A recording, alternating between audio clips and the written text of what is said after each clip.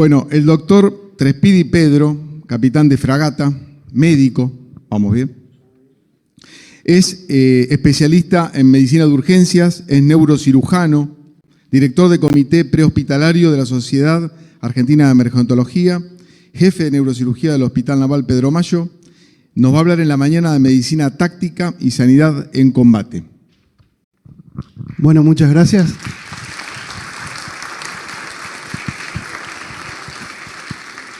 Buenos días, estoy muy contento de estar acá. Este anfiteatro me trae muchos recuerdos, porque yo hice la residencia de neurocirugía acá en el Hospital Militar Central. Vine acá en el 2006 y me fui en el 2010. Bueno, ahora les voy a hablar sobre medicina táctica. Vamos a repasar conceptos generales sobre la diferencia entre medicina de emergencias prehospitalarias, lo que es específicamente la medicina táctica, que nosotros debemos saber como miembro de las Fuerzas Armadas, los protocolos que se usan, la diferencia entre el protocolo entre el TC3, que se llama Tactical Combat Casualty Care, y el TSC, que es el Tactical Emergency Casualty Care. Bueno, ahí vemos una imagen y vemos un ambiente prehospitalario y un ambiente militar, ¿no? ¿Cuál es la diferencia? Como definición, la medicina de emergencias se refiere al diagnóstico y tratamiento de lesiones o enfermedades que ponen en riesgo la vida del paciente. En medicina táctica es lo mismo, pero tenemos escasez de recursos médicos y también la diferencia es entre el personal. Este es personal capacitado y generalmente el primer respondiente es el mismo soldado que se da autocuidado o el compañero.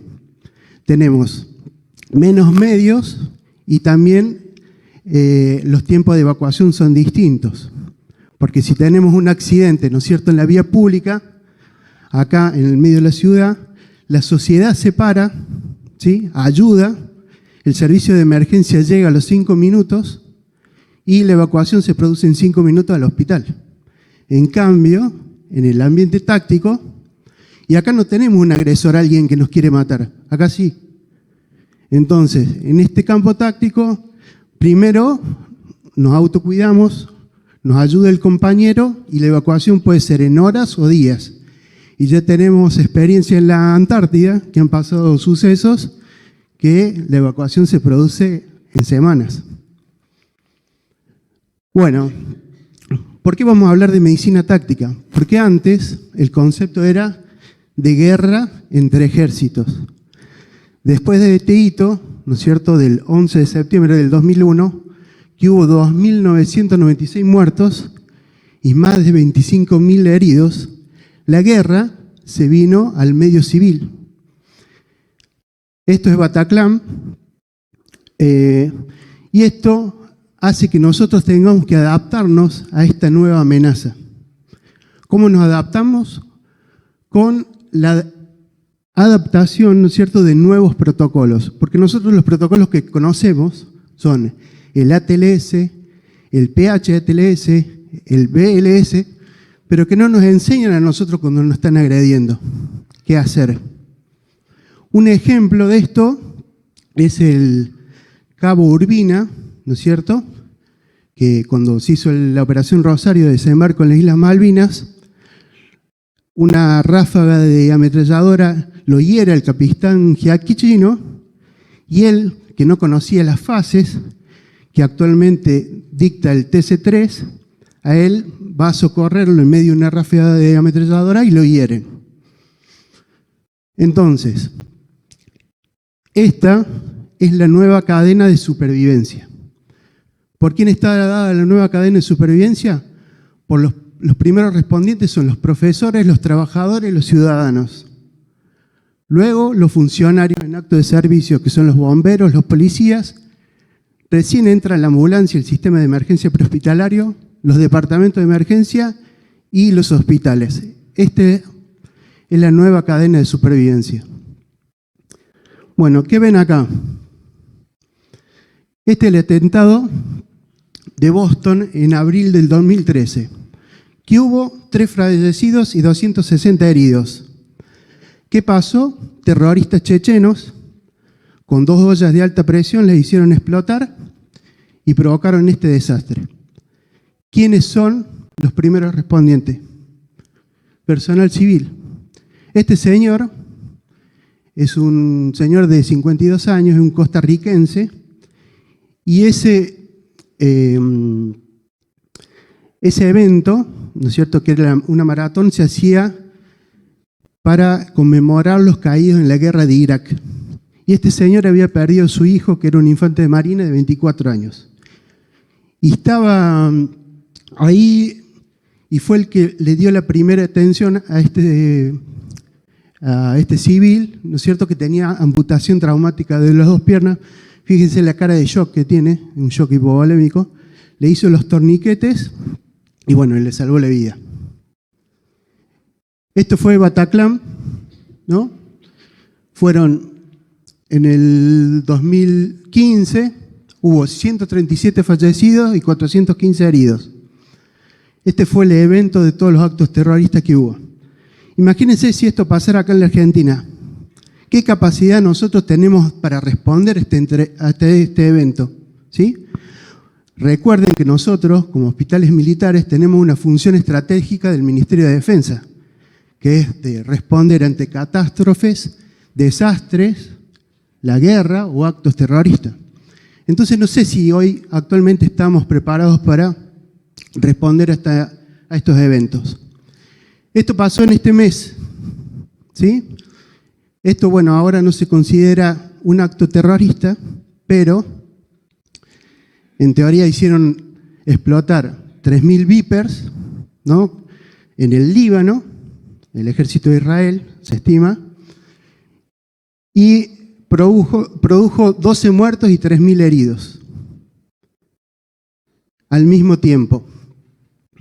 Después, al día siguiente, cuando estaban en el velorio, hicieron explotar los walkie-talkies y eso provocó 20 muertos y 450 heridos. Para esto es lo que tenemos que estar preparados. Y esto es acá en Argentina.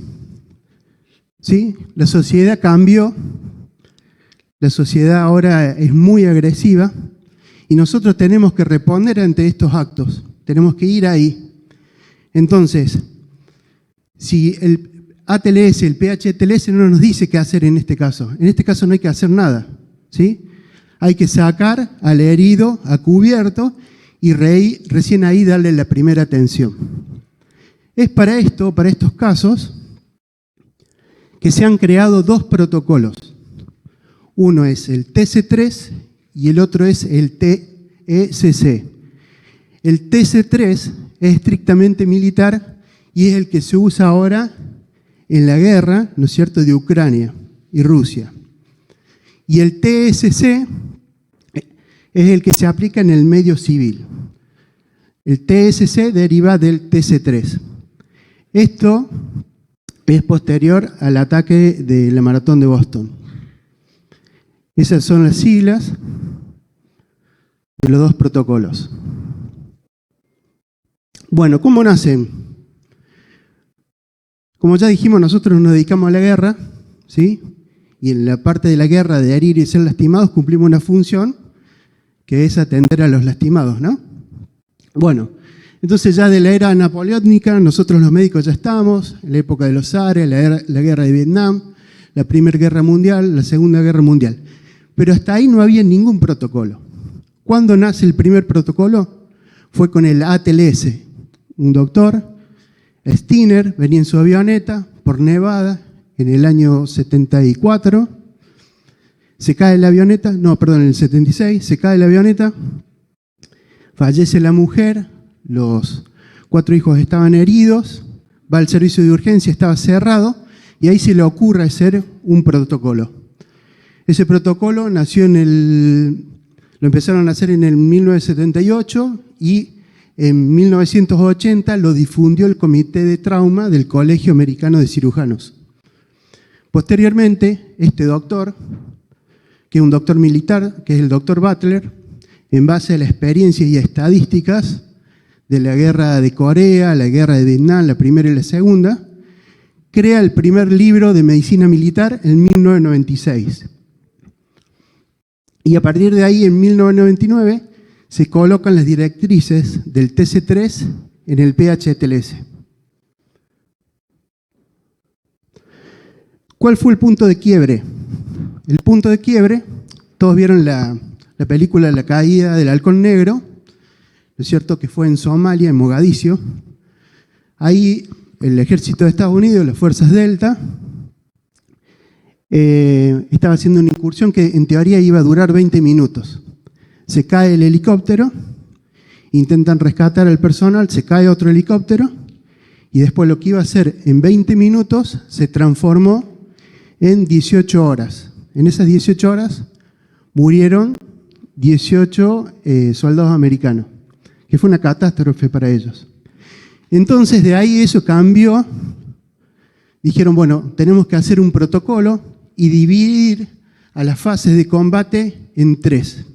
Entonces ahí tenemos los cuidados bajo fuego, cuidados en el campo táctico y los cuidados en la evacuación. Hasta ese momento no se usaban torniquetes, tampoco había protocolos de evacuación médica, o sea, las comunicaciones entre los médicos eran muy malas, sobre todo los heridos, y a partir de ahí se empezaron a hacer simulacros y entrenamientos bajo condiciones de combate. ¿Qué es eso? Ahí se creó el curso del TC3, que lo primero que fueron a dárselo fueron a las fuerzas especiales y después se generalizó a todas las fuerzas armadas de Estados Unidos. Bueno, usted está parado acá, ¿no? Levante la mano quien tiene el ATLS hecho. Son muy poquitos. El PHTLS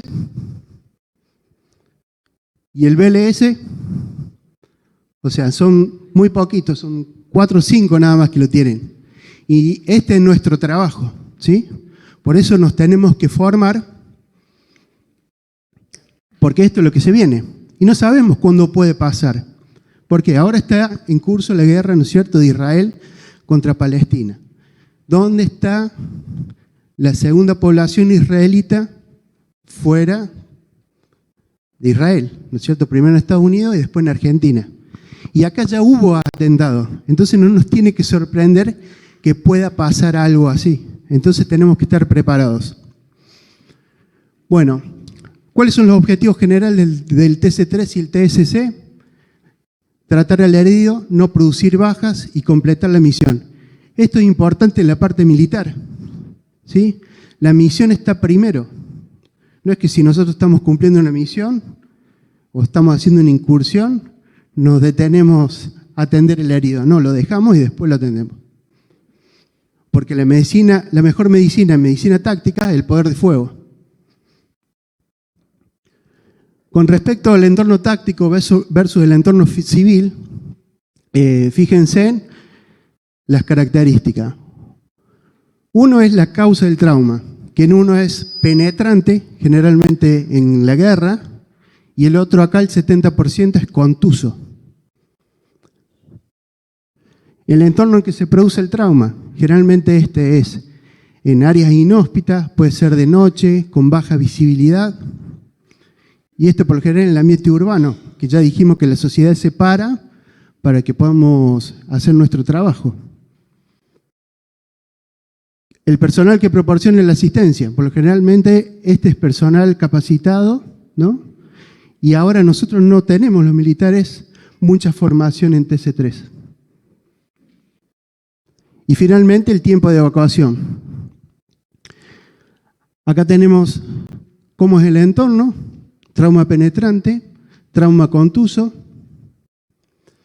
Y acá están las causas de muerte en combate. ¿Cuál es la principal causa de muerte en combate? El traumatismo de cráneo con un 31%. Después le sigue el trauma torácico, las heridas e infecciones.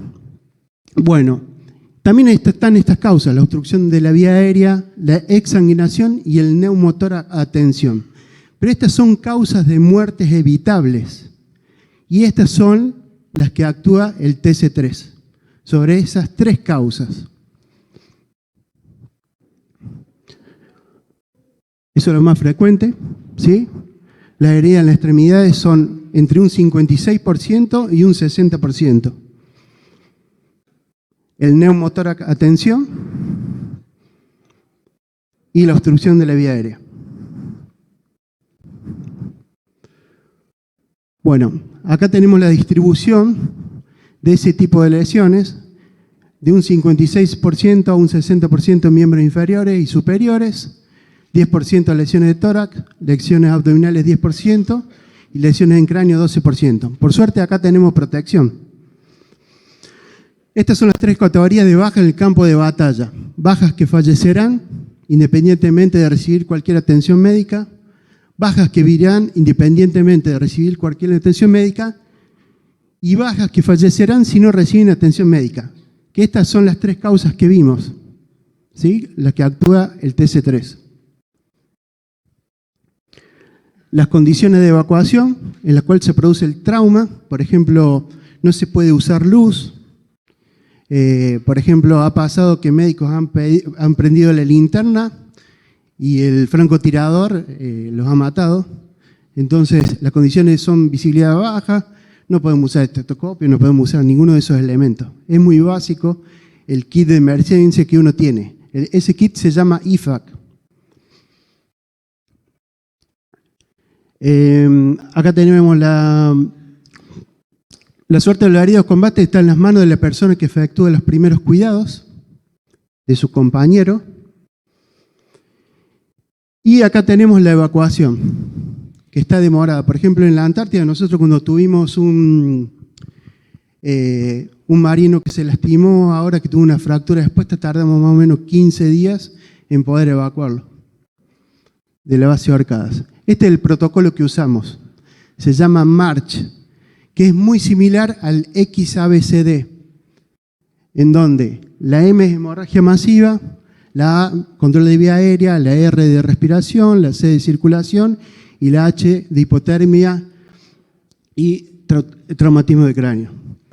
La hemorragia, ¿con qué la controlamos? Con el torniquete. Ese es el primer elemento. ¿Y con qué? Con agentes hemostáticos, como por ejemplo el Combacaus. La vía aérea con sonda nasofaringia o una cricotiroidotomía. La respiración, heridas de arma de fuego en tórax con el parche torácico o con la evacuación con aguja de tórax. Circulación, siempre se coloca sangre, ¿sí?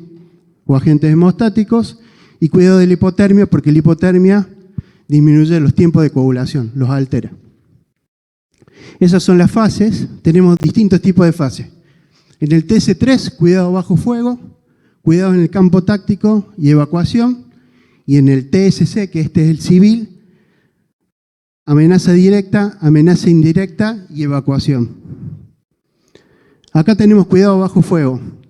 ¿Qué hacemos en cuidado bajo fuego? Nos están tirando, nos quieren matar. Entonces, ¿qué hacemos? Respondemos con fuego. Nos ponemos a cubierto, ¿sí? Y nos hacemos autocuidado. Cuando pasa ese riesgo, por ejemplo, acá ven, están haciendo una incursión. A él lo hieren y los compañeros siguen. Lo ponen en una posición de recuperación. Si él estuviera consciente y tiene una herida en miembros inferiores, se coloca un torniquete y espera hasta que pase esta etapa de cuidado bajo fuego. Después está cuidado en el campo táctico, que es cuando se usa el protocolo MARCH, que ahí podemos trabajar sobre las 15 causas de muerte evitables. Y después tenemos la evacuación, que generalmente es diferida. Tenemos TASEVAC, que es lo que se llama generalmente la evacuación en general. MEDEVAC es cuando se utiliza una plataforma médica y CASEVAC es cuando se utiliza cualquier plataforma para evacuar un paciente. Esto en el ámbito civil. En el ámbito civil tenemos la asistencia bajo amenaza directa, baja amenaza indirecta y en la zona de evacuación. Por ejemplo, en los colegios, que ahora actualmente están los tiradores activos, hubo 800 casos en Estados Unidos y nosotros tendemos a importar todo eso. Así que en algún momento nos va a llegar eso. Entonces, ¿qué tenemos que hacer? Tenemos que eliminar la amenaza. Hay que matar al tirador activo, porque no es un secuestro, ¿sí? Es un tirador activo quien, mientras nosotros nos demoremos, él va a seguir matando. Los primeros errores entre estos casos fue que la policía llegaba, tomaba este hecho como si fuera un secuestro, esperaban y el otro seguía matando adentro. Prevenir nuevas víctimas, eso es enseñándole a los niños qué tienen que hacer si hay un tirador activo durante la escuela. Evacuación de la zona caliente, cómo practicar las evacuaciones. Y, por ejemplo, control de hemorragias. Tienen bolsos en Estados Unidos, ¿no es cierto?, con mucha cantidad de torniquetes, porque las lesiones que produce generalmente son en miembros por arma de guerra. Esta es la segunda fase, la indirecta. En el atentado de Boston. En teoría, estamos bajo amenaza indirecta, se presta cuando se suprimió la amenaza, pero puede volver a pasar en cualquier momento. Este es un error, porque ellos están ahí, ya fue la explosión, pero puede haber otro artefacto explosivo. Entonces ellos tienen que salir de ahí y dar esos cuidados en otro lugar, en marcha. Otro caso es que, por ejemplo, cuando pasen estos atentados, siempre tienen que tener en cuenta que cuando les evacúen a alguien al sistema de emergencia, tienen que ver las mochilas, revisarlas, porque puede venir con una bomba y es explotar el servicio de emergencia. Bueno, durante la evacuación no se prevé ninguna amenaza, se puede colocar recursos médicos de transporte y cada uno tiene sus lineamientos de protocolos. Bueno, el objetivo de esta presentación era que identificaran las tres fases. Una es cuidado bajo fuego, cuidado en el campo táctico y evacuación. La otra es amenaza directa, amenaza indirecta y evacuación. Aplicar el tratamiento indicado, que son prevenir las muertes prevenibles, que son el 15%. ¿Con qué? Con el protocolo March. Este es el aspecto de entrenamiento que deberíamos tener todos los militares y que se le da actualmente a los Estados Unidos. Tenemos distintos niveles para todo servicio, o sea, para todo combatiente, para el médico del grupo o de la patrulla que no es médico, para el médico y para el médico y el enfermero. Estos son los libros de PHTLS y del TSC, con las guías, directrices. Estas son las páginas. Si quieren, sáquenle foto, porque todo esto es libre y gratuito. O sea, pueden bajar todos los protocolos y todas las directrices.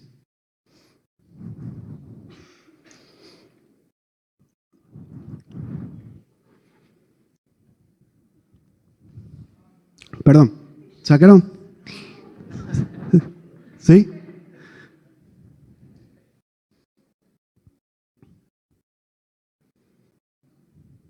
¿Listo? Bueno, este es el grupo de la Armada. Somos un grupo que dependemos del Centro de Instrucción y Adiestramiento en Tácticas y Técnicas Navales. Estamos haciendo distintos eventos.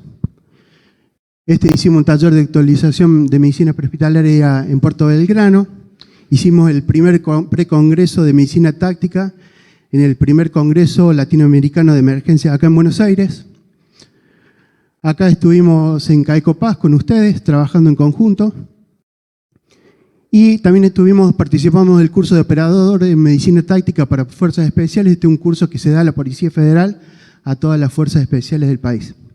Bueno, el tema era cómo tener alcance, ¿no es cierto?, a toda la sociedad, tanto al policía, al bombero y al ciudadano civil. Entonces, se me ocurrió a mí, como director del Comité de Prehospitalario de la Sociedad Argentina de Emergencia, hacer este curso, que es el curso de socorrista táctico, socorrista militar y socorrista táctico policial. Este curso lo estamos dando actualmente, es la primera vez que se da, ahora va a finalizar y estamos muy contentos de eso. Así que si alguno está interesado, entre a la página de la SAE y puede ser parte de este curso. Y como frase final, es mejor estar preparados para algo que no va a suceder que suceda algo para lo que no estamos preparados. Gracias.